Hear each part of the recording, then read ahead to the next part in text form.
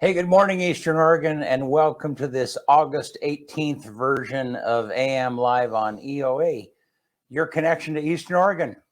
Nailed it. That's Hey. 2 in a row. How's it going, man? It's first Friday. First Friday. You We're have any almost big there. plans for the weekend? I got a soccer game to go to on Saturday. EOU's playing at home. It's another scrimmage, but they're kind of fun to watch this year, the men's team. Are they? Well, I mean, they only played BMCC yesterday, so it's hard to judge, but they were fun to watch yesterday. Well, good. Cool. Yeah, you had some great pictures up on. That was fun. I'll show some of those during the sports segment. We could just jump right into that. All right. If you want to.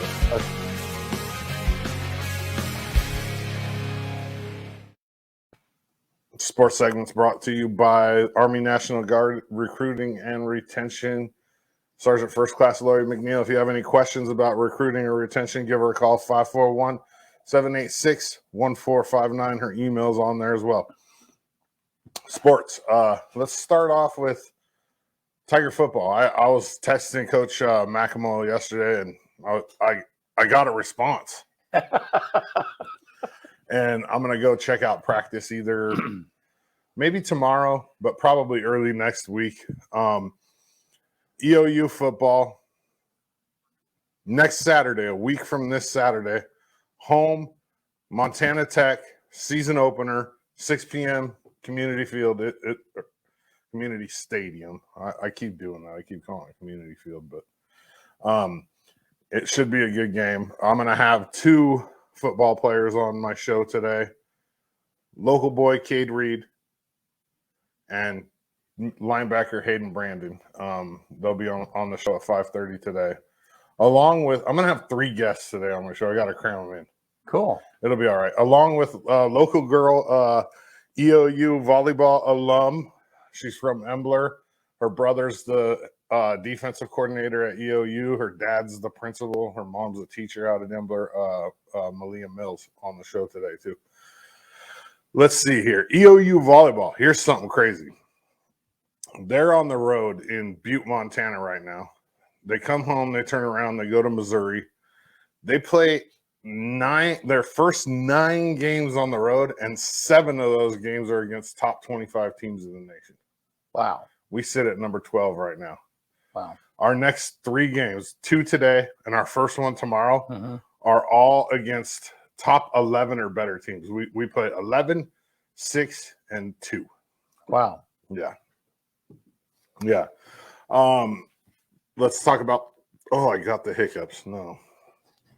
Let's talk about soccer. Yesterday, BMCC EOU men's soccer plays, and I can't tell – for some reason, the coaches asked me not to put the score out because they're scrimmages and the NAIA. But I was like thinking to myself, like, this is you're inviting the public. It's free. Right. And you put the score on the scoreboard, and then you're going to tell a private entity that we like. Yeah. I just honor it because, anyways, they played well yesterday.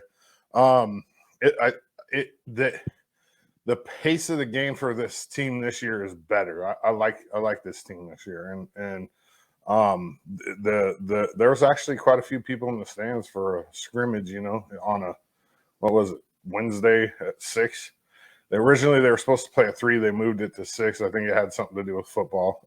I don't know for sure, but I got some good and what's the best part about taking pictures is just how much the athletes enjoy it. It develops relationships for me to get them to be on my show. It really helps out a lot. Some of my favorites from last night. This one, man. As soon as I saw this picture, I knew I had to turn it black and white. I'm a black and white fan, but that's not just black and white. I don't think people understand that. That's a lot of fine tuning. If you were to look at if you just sat down on the editor on Lightroom and hit black and white, it looks nothing like that. Yeah. Yeah. And then this one here, this is a great shot. This is from 3/4 of the field. So this is from 75 yards away, probably. We're using that long lens. Yeah, I'm right next to the goal, and this is a defender for EOU. So this is almost at their goal on the other end.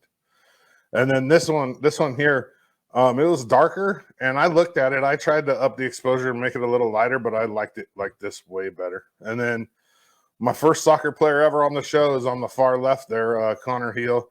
These are the three Brits. These guys are all from the UK. Oh, Connor really? Heel, Max Rose, and Nathan Wright. Yeah. Oh, cool. And I've developed pretty good relationships with all three of them, so they always get lots of pictures. It's funny, the guys that the people that know they're getting pictures know. You know what I mean? Like they're just like, oh yeah, I'm getting pictures. It's kind of funny. Yeah. So sports wise, that's it. Cross country starts September 9th. Benny's on the cross country team, and I was looking, and they spelt the new SID, and I don't want to put him out there too bad because he's brand new, but he spelt Benny's name wrong in the write up, so it didn't tag him because like when they do the write up, it automatically tags them. Right. Players mentioned in this article, and it puts their bio down below. Yeah. Well, he spelled Benny's name wrong. I would think like maybe if Ben was more of a hardcore coach, he might notice it and care, but nah. So not his style. Well, so let's go back for a minute to the 6 o'clock EOU football game. So it's going to be a night game. That'll be kind of different. Yeah, we have two of them this year. Okay. Yeah, and so it'll be 6 o'clock, which it's going to be weird for pictures because I don't think I've ever. I mean, the grand games I don't get to take pictures. Yeah. So I don't think I've ever taken football pictures at night before. Yeah. Really. No, it's cool. I mean, it's a different look. It is a different look, and it's, later in the fall, people are used to being at games at night, particularly high school games. Yeah. But no, that'll be kind of, so that's next Friday at home. Next Saturday, the 27th. Yeah, at home against Montana Tech. We don't even have the quarterback decided yet. Oh, really? No. Oh, it's crazy. Cool. This is the first time in 10 years that camp has had a quarterback battle. Because he had Bartlow for 4 years, and then he had Kai Quinn for 6. Right. So it was like, there hasn't ever been a discussion about quarterback. Wow. Right now, there's 3 of them vying for it. Wow. And I'll have Coach Camp on early next week as well, and we'll talk about this a little bit because there's still like some there's a quarterback battle going on, and that's a pretty important position. You know what I mean? Yeah. And then, one more thing about LeGrand, and this kind of teed me off, and I talked to Rich about it yesterday, and I've talked to a couple parents, and the response that I got is that people don't want to come here and play, even though we have the nicest field in Eastern Oregon to play on by far. Right. LeGrand only has 3 home games this year. The high school. We have 6 road games. 3 of our 4 non-con games are on the road, which are the first 3 games of the year, all on the road. And then 3 out of the 5 league games are on the road. So we get Baker at home, I think, and I want to say Crook County maybe, because the league's different now. Right. Ontario is no longer in it. But we do play Ontario in a non-league game. Yeah. But we play Pendleton at the rodeo grounds. We just didn't get very many. I mean, we 6 and 3. That's a big difference. I guess what I don't get is who cares? I mean, why does it make a difference if they don't want to play here? Aren't they obligated to do so? I don't think so. I mean, when I talk to Rich, I mean, it's not like they're not trying to get games here. Right. But I mean, it's just like, so does that mean that sometimes we're playing the same team twice at their home? No. Oh, okay. We don't play any team twice anymore. Oh, really? Nope. So just that whole conference, because the conference has changed. Yeah, we have Madras now, Crook County. So a lot more Baker, Pendleton. A lot more traveling. Yeah. Like when I was in high school, when we were the IMC, it was the 4 Central Oregon schools at the time. Now there's like 7. Right. Crook County, Mountain View, Redmond, and Bend. Us, Hermiston, Pendleton. That was the IMC back in the days. And we had to go for football, we had to go over to Central Oregon twice a year. And we didn't have a budget. So that was, you go over in the morning, you come back after the game. Yeah. That's tough. Yeah. Hey, TJ Jones, you're here. Thank you. And yeah, the Dallas. Yes, TJ, the Dallas. Yep. It's crazy. I mean, I don't understand it myself. Like 3 home games is not a lot for a high school football team. And well, especially when you have a crowd that's used to being big supporters. They've won state champions. You know. 2 year. Well, 2019 state champs. Yeah. Yeah. So that'll be a big change for our football program. I think it pissed a lot of people off. Well, I mean, the people that I've talked to are like, what's going on? Like, right. Why do we only have now 4 and 5 would be different. Right. I mean, that would be fair. Right. I mean, and then next year 5 and 4, but 3 and 6, like that's lopsided. Like it is what it is. Well, hopefully in the future it won't be that way. Yeah, that's crazy. Yeah. Well, hey, let's take a look at the weather outside there. It looks like a pretty day.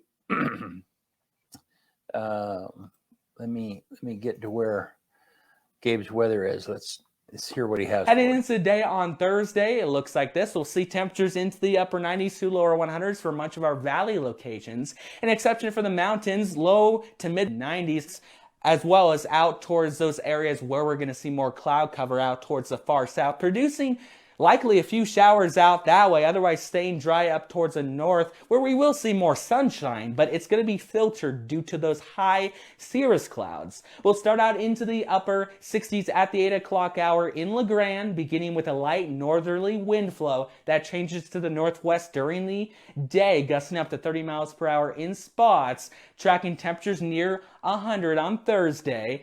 Drop to near 60 overnight, cooler into the low to mid 90s on Friday. Newest data gives us a decent chance for a few storms late Friday. All right. Filtered sunshine must be another way of saying partly sunny and partly cloudy. Like how many different ways can you say? Yeah, like, I know. Filtered sunshine. That means there might be a couple of clouds, right? Yeah. That's funny. That is funny. TJ, I'll explain that to you right now. TJ asked why the new realignment of the league for 4A6. Basically, it's because a lot of it has to do with we didn't have any teams in the GOL. We were playing Ontario and Baker and twice a year. You know what I mean? Like league games twice a year, especially in football.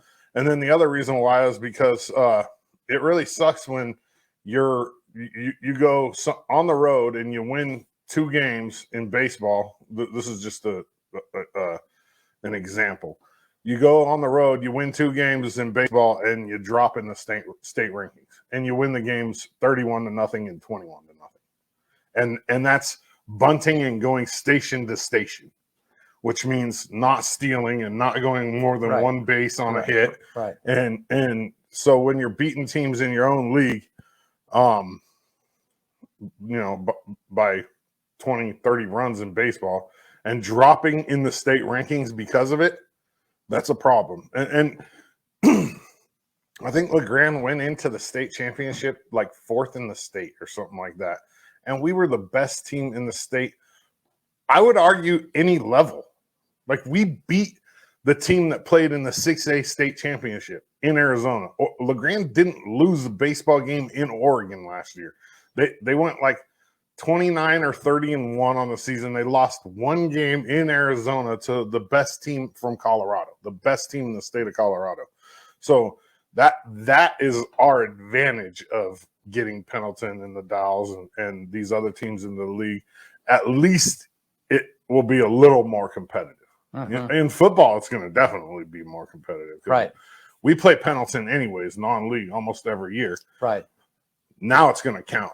You know what I mean? And that's going to help with, it could hurt us too, but it's going to help with, state placement and RPI, how they rank teams based on strength of schedule and The GOL is just really weak, and Mac High is not playing in this league for football either. I mean, Mac High and Ontario have both struggled with all sports. Like Ontario is having a rough time. Like, yeah, but we'll see moving forward with this new league how it it's going to be tough for us to win this league this year, I think. yeah. Really. Well, I mean, all the years that we've played Pendleton, I don't recall how we've done the last few years, but still, they've been outside of our league, but they've been a good competitor for us. They've been good. They always make the playoffs in 5A. Yeah. I mean, they're going to be one of the bigger 4A schools in the whole state. Yeah. And I mean, last year they had kind of an off year. My son's team actually came to Pendleton last year in the first round of the playoffs and beat them 7-6. So then there was a whole bunch of realignment. So I don't understand all of it. Like, I don't even understand. So does that mean that Pendleton came down to 4A? Yeah, Pendleton's 4A. And so then Madras and some of those other schools, have they been 4A? 5A. They dropped down too. Oh, Cook County. Okay. Yeah. Yeah, and it's weird because it's not all sports. Like, I think Ontario's still in our league in a couple sports. I don't understand it all, but it'll wash out once the season. So then is Ontario 3A now? I don't think so. They're just in a different. Maybe they are. No, they would have to be, right? Because there's no other 4A schools over here. Right. I don't know. Yeah. Yeah. Ontario must be 3A. I didn't really look into it. I didn't even really know until a few weeks ago that Ontario wasn't even in our league anymore. Yeah. That would be an ugly committee to be on. Oh gosh. Nobody is going to be happy with your decisions. No, yeah. Especially considering, like, over here, there's no 5A teams. That's part of the reason why Pendleton was the only 5A team over here. Right. So that's why Hermiston plays in Washington, which is the weirdest thing ever. Really? Hermiston doesn't even play in Oregon. No, they're sanctioned in Washington. How is that? I have no idea. But what are they? Are they a 5A? I think they're 4A Washington. They don't play it. No. That is weird. If they make the playoffs, they play in the Washington playoffs, which is weird.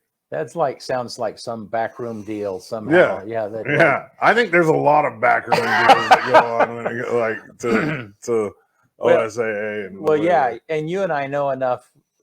I mean, the OSAA, they're an organization, but I mean, when it comes to the broadcast rights for us to broadcast games and stuff, it's sticky. It's it's this crazy mess, and yeah, if your team is doing, if your team isn't doing good, OSAA and broadcast rights, they don't care. They don't care. Yeah. No, yeah. But if you're in the playoffs or something like that, they're like, yeah, we want some change for you to stream that. They're always really good about media passes, though. The guy who does that, I can't remember his name, but Walker.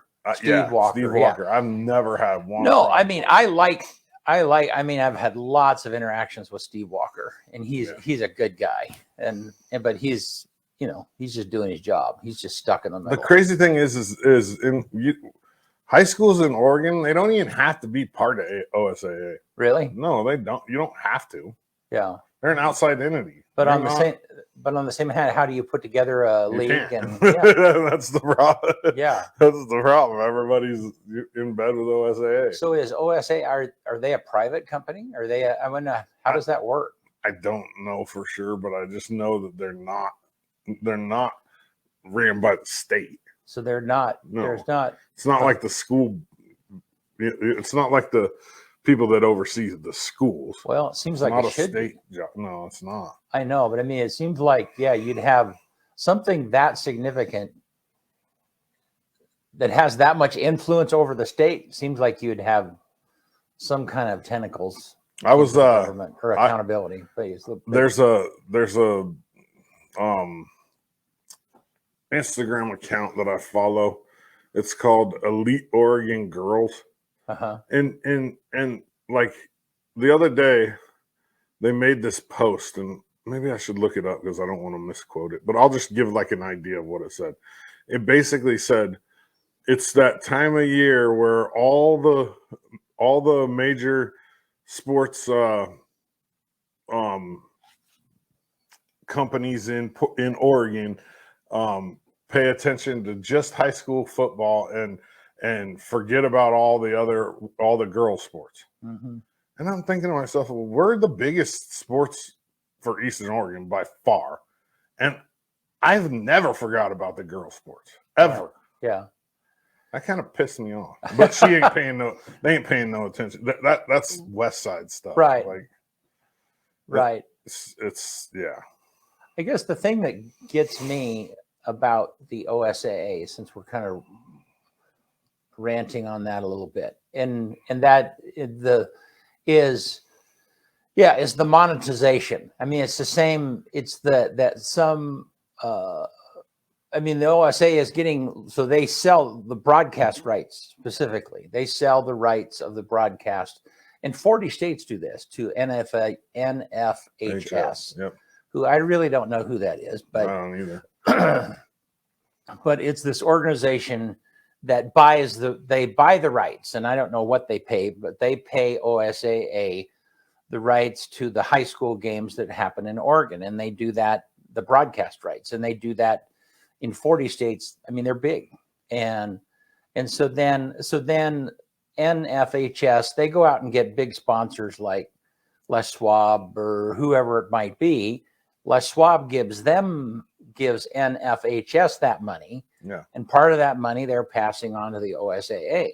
And so then when this little high school, when our high school is in a playoff game, then NFHS, the contract that NFHS has with OSAA, the contract that they have requires that OSAA gets a fee. They require that we pay a fee. And the funny thing is that fee isn't even passed on to NFHS. It's just part of their contract. And it doesn't go to the schools either. And it doesn't go. So yeah, so you have maybe it does go to the schools somehow. I don't think so. Yeah. So it's the fee. Maybe we should try to get somebody from OSAA on here. We probably could. But anyhow, so it's a tangled mess. And at the end of the day, the thing that makes it just a little sketchy is that there's some big money that corporations are paying for sponsorship and advertising to NFHS, and then NFHS is passing some of that money on to OSAA. Right. Anyhow, it's just it's kind of a tangled mess a little bit. So speaking of OSAA, we need refs in this area really bad. Football refs. You can message me about it. I'm going to put something out on Facebook in the next couple of days, and they have. I think they said they have 16 guys right now, and they have one weekend this year. So they go all the way from Wallowa County, Wallowa, Enterprise, Joseph, all of that, all the way to John Day, and then back to Baker. Wow, LeGrand, and they have one weekend this year where they have eight games on a Friday night. You have to have 4 refs for everything except for LeGrand and Baker. LeGrand and Baker have to have 5. So if you do the math on that, that's 34 refs. We have 16. Wow. So what that's going to mean, if they can't find refs, they're going to move games to Saturdays, high school games, which is going to be weird, or Thursdays. Right. They're going to have to. Right. And so if you're interested in reffing, send me a message. I'm going to put information out on Facebook either later today or tomorrow, and with all the contact information and everything. But I think they were saying you make about $70 a game, which is not bad. I mean, if you think about it, 30 couple hours, two and a half hours. Yeah. And they're willing to help with the beginning costs, because part of that is you got to register with OSAA, which costs you $82, and then you got to have a uniform, and they're willing to help with that. So if you're interested in reffing, check it out later on today, or send me a message and I'll send you the information. Yeah. That's you know, crazy. And refs get a bad rap every time. Again, that's a position that nobody wants to be in. But no. But it's a labor of love for those guys. Yeah. I mean, they don't do it for the money. They do it because they enjoy the kids. They enjoy the games. We have some guys that have been reffing for 40 plus years. Yeah. The average age of the refs in our area, yeah. the 16 guys, is 62 years old. Wow. So there's no younger group of people. Right. And what's that going to mean? When all these guys are too old to ref, we aren't going to have any refs. Yeah. And like it or not, you have to have some neutral party, some objective party that's calling the game. Yeah. Yeah. And we don't have that right now. No. I mean, we're in trouble. But that's everywhere in the whole state. Right. It's not just here. Parents have taken their toll on the refs, I think. Yeah. Parents are crappy. That's why I don't like coaching anymore. Well, you know, when you're a parent, Oh. it's just easy to lose perspective. You know, it's being a parent at a football game is a little bit like ranting on social media. You forget that, yeah, people can see you, they can hear you. Yeah. They're your neighbors, you know them. Yeah. Idiot. Yeah. Like you're sitting there screaming at a ref. Yeah, you're probably gonna or an umpire. The yeah, kids you're are gonna like see that 9 ref years in the old. restaurant next The week. left fielder's picking daisies and you're yelling at the umpire. Like the kids couldn't give a rip. Right. Whether you know what I mean? Like, right, yeah. It's not the big league. You know what I mean? They ain't getting paid most of the time. Like younger kids especially. And even at the high school level, it's like these guys aren't major league umpires. Well, and maybe that's the point. We need to find out those ranting parents out there that are always, you know, those ranting parents that are always doing stuff and recommend them to be refs. Yeah, they won't do it. No way. No way. No way. Yeah. That's crazy. It's crazy that we only have 16 people in this whole area. And the reach, they really want to find people in John Day and Wallowa because all of our 16 guys live right here. Huh. In LeGrand or Baker. So it's like the driving is part of the, you know, that's a long drive to make $70. Yeah. Yeah. Well, so there was a shooting yesterday at Wild Horse. Yeah, I didn't. I saw it, but I didn't. I just saw that one person was injured and they caught the. Yeah, I mean, it looks. I mean, I didn't know much about it either. I didn't follow it, but it looks like the guy. I don't know. Whatever happened, they had before the guy even came in with his gun. I don't know nothing about this. I mean, it sounds like most of the shooting and altercation happened outside. You know, before. Because I did see a picture. I did see a picture of a whole bunch of those little tents, you know, that they put over bullet casings or whatever the case might be. And there was a whole bunch of them that were just outside on the parking lot, just by the entrance of the thing. So I presume that means that that's where the evidence was. So anyhow, kind of crazy. The last time I was at Wild Horse, their security was terrible. There was this guy, he was being absolutely terrible to the dealers and he was yelling at them. He was up in their like as close as he could. And it took them about an hour and a half to kick him out. Wow. And like 15 minutes later, he was back in there. It was crazy. Like, I'm like, dude, if I was the security officer, he's getting drug out of this place and he's hitting every piece of wall on the way out. You know what I mean? Like, because he was that bad. And they were just, the security guard was small. And this guy was pretty. Right. And I'm thinking to myself, like, why would you hire, like a security guard has a job. It's like being a bouncer. Like, you keep people safe. Right. And this situation was like seriously volatile. And he's just standing, he had his hands behind his back too. I'm thinking to myself, like, you got your hands, like, this guy's like on the verge of being physical and you have your hands behind your back. Right. Like, are you trying to show that you're not aggressive? Like, because you're doing a really good job. Yeah. Well, and you know, that kind of stuff, if it's not taken care of immediately, then other people see that. Yeah, they see that. Yeah. Like, oh, I can do whatever I want in here. Yeah. It's funny. My brother got married in Yakima, just outside of Yakima, my youngest brother, Casey. And we went and we stayed at the what's that one? Four Queens, I think, is the reservation there, the casino. And I had no idea at the time, but I'm sitting at one of the tables playing some cards, and all of a sudden 3 security guards are behind me, and one taps me on the shoulder, and he goes, "Do you have a gun on you?" I said, "Yeah." And he goes, "You can't carry in Indian casinos. This is a gun-free zone. And even if you have a concealed carry, it doesn't matter." The cool thing about it, though, was I was like, well, I'm not keeping this gun in my car. I'm a firm believer in not keeping a gun locked in a car because you're responsible for your gun. Right. And they were like, "That's no problem. Head up to your room. We'll have a safe up there for you as soon as you get up there." They brought a safe up, put it in my room. They were really cool about it. I had no idea, though, that I'd carry, over, on the other side, Spirit Mountain. I used to go there all the time and always was carrying.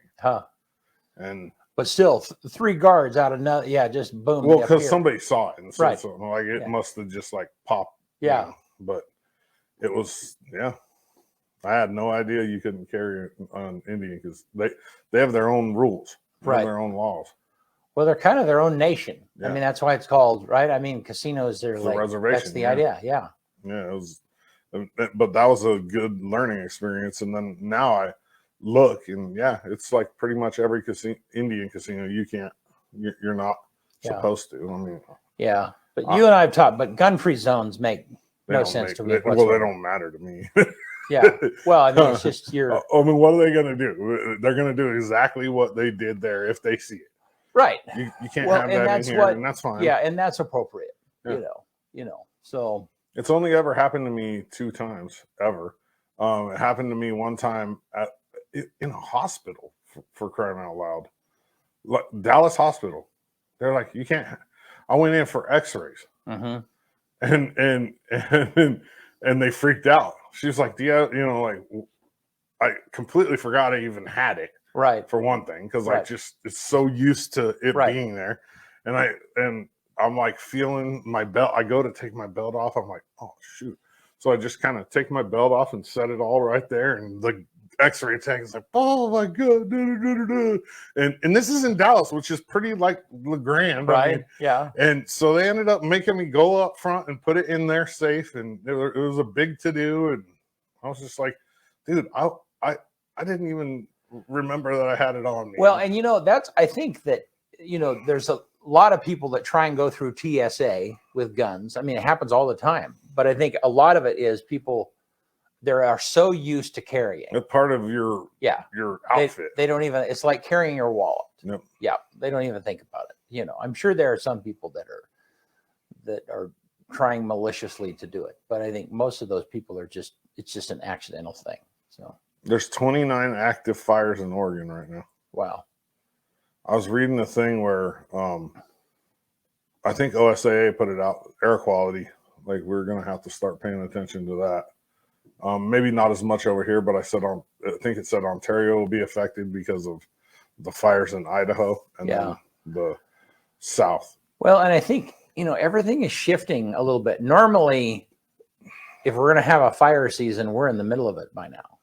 Yeah, but summer came so late. Right. Right. Yeah. Everything is just kind of shifting a little bit from. Yeah. What are they going to do if fire season starts and it's like the end of September? Like if we're heavy in fire season and it's the end of September and all these kids that are working have to go back to school. Yeah. A lot of them are college kids. Oh, right. Right. Yeah.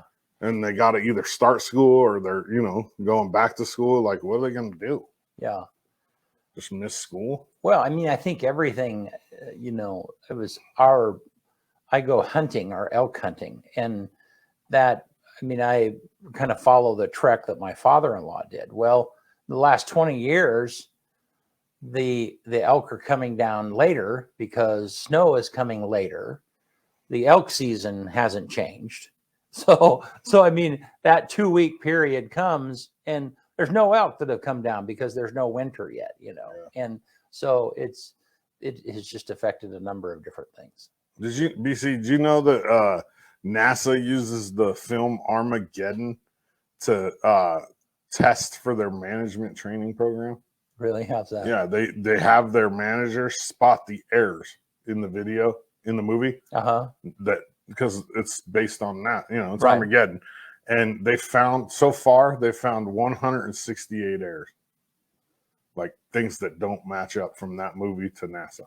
Oh, really? Yeah, they have their managers sit there and watch the movie and point out.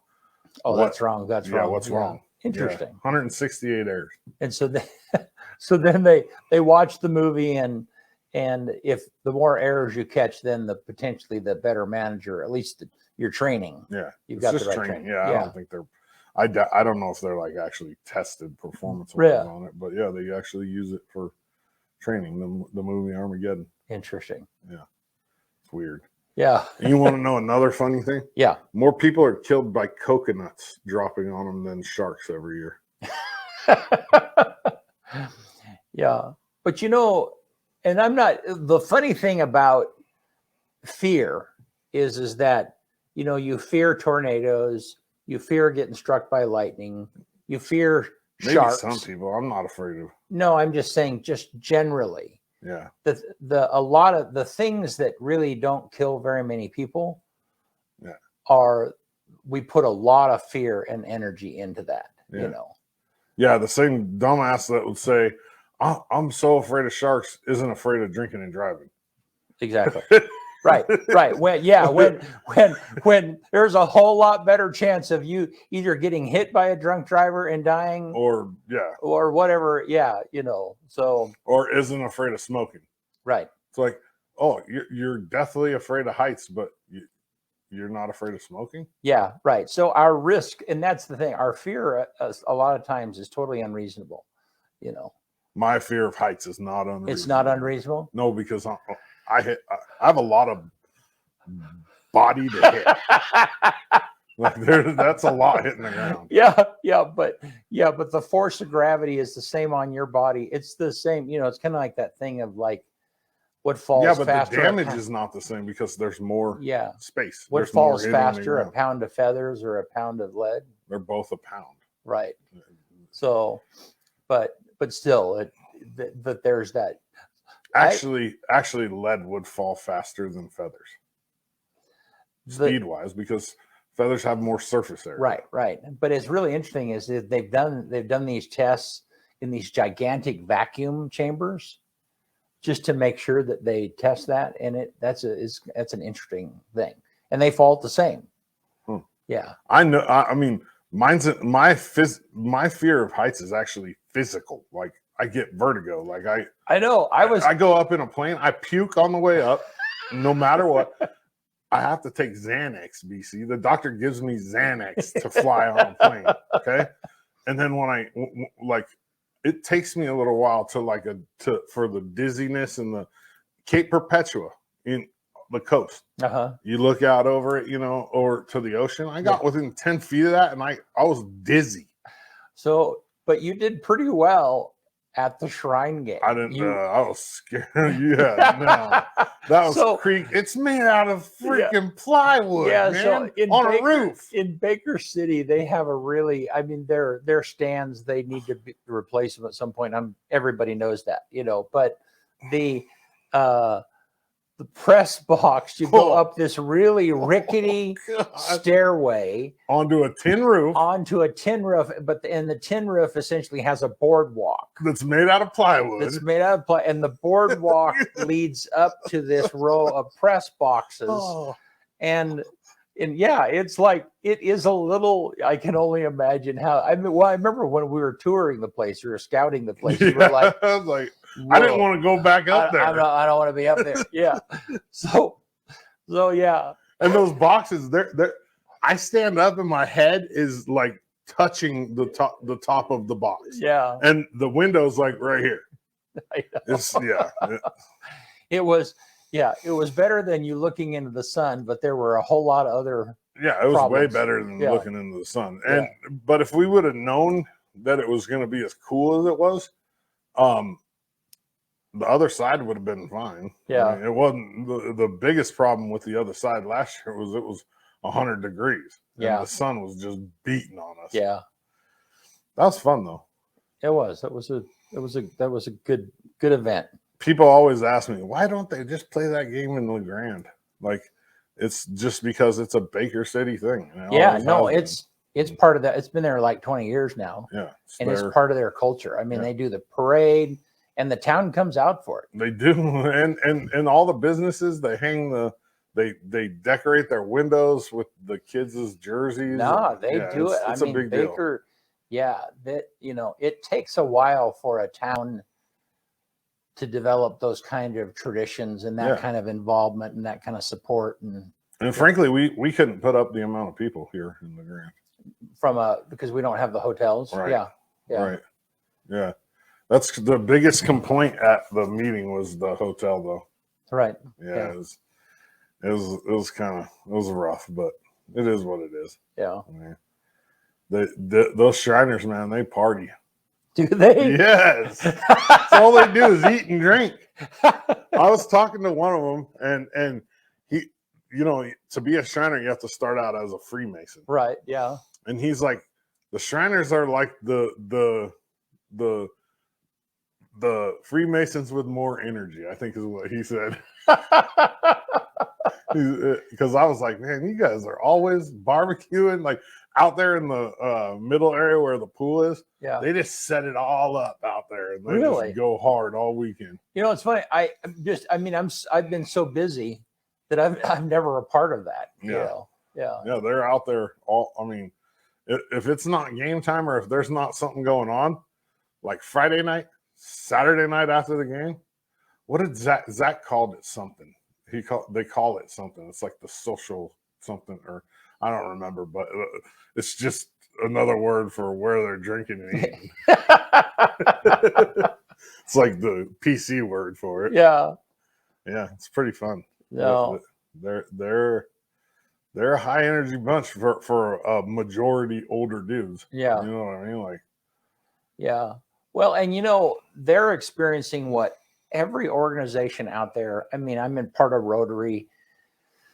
Next year I'll be president of Rotary here. And it's just that everybody is experiencing that thing where you have most of the body is older guys. They're retired people, like the referees that we're talking about and the Shriners that we deal with and whatever it might be, And so all of those organizations, they need younger leadership to be involved and jump in. And so, I would encourage, if you're in your 40s and you want to be involved in stuff, I mean, and, sometimes my son, Brady, he will complain about like, yeah, you boomers, you're the ones that are in power and you're making the decisions. And it's like, what are you doing? Yeah. Well, my point is like, get involved, be on a city council, that's how all of those people got to be influencers is they got involved in their community and they volunteered and they made decisions and we need that. So, yep. Well, you want to get us out of here? Let's do it. All right. What is today? The 18th? I'll put it up here. On this day, August 18th, 1849, the New York Herald, which was the biggest newspaper in New York at the time, first reported gold discovery in California. 1849 on this day. That was the beginning of the gold rush. It was the headline. And where was that at? I mean, we learned that Sutter's Mill.